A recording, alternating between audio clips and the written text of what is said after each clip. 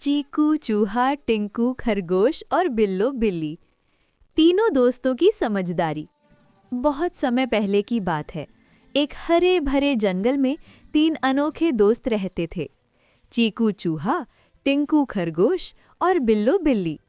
तीनों की दोस्ती पूरे जंगल में मशहूर थी।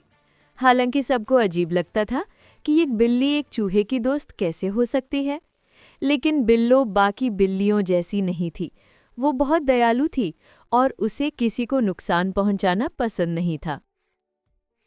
जंगल की जिंदगी।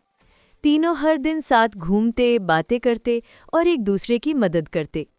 चीकू बहुत चालाक और समझदार था। टिंकू तेज दौड़ने वाला और मेहनती था और बिल्लो बहादुर और बुद्धिमान थी।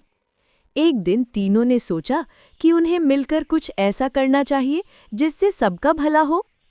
टिंकू बोला, हम कोई ऐसा काम करें जिससे हमें रोज-रोज खाने की चिंता न करनी पड़े। चीकू ने कहा, क्यों ना हम एक छोटा सा खेत बना ले। मैं अनाज के दाने इकट्ठे करूंगा, टिंकू पानी डाल देगा और बिल्लो उसकी रखवाली करेगी। तीनों को ये बात पसंद आई और अगले ही दिन से उन्होंने काम शुरू कर दिया। मेहनत का फल। कुछ हफ्तों में खेत में हरी हरी फसल उगाई। तीनों बहुत खुश थे। उन्होंने मिलजुल कर मेहनत की थी, इसलिए फसल देखकर उनका मन गर्व से भर गया। लेकिन एक दिन शाम को जब वे खेत पहुंचे तो देखा फसल का आधा हिस्सा जंगली बंदरों ने बर्बाद कर दिया था।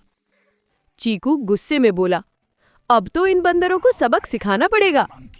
बिल्लू शांत स्वर में बोली, गुस्सा करने से कुछ नहीं होगा, हमें समझदारी से काम लेना होगा।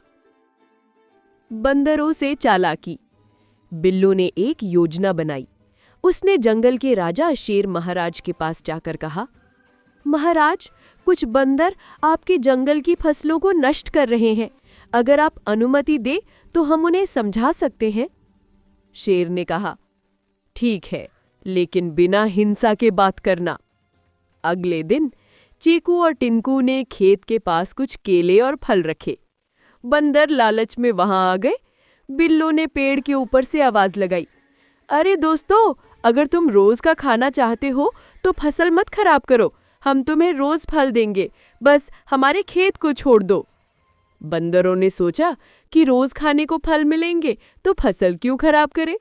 उन्होंने बिल्लो की बात मान ली। खुशहाली और सबक। धीरे धीरे फसल फिर से उगाई। इस बार बंदरों ने कोई नुकसान नहीं किया। तीनों दोस्तों ने मेहनत से खूब अनाज इकट्ठा किया और जंगल के कई जानवरों की मदद की। शेर महाराज ने तीनों को जंगल का आदर्श मित्र समूह घोषित किया। सबने उनसे सीखा कि असली ताकत एकता और समझदारी में होती है, ना कि गुस्से या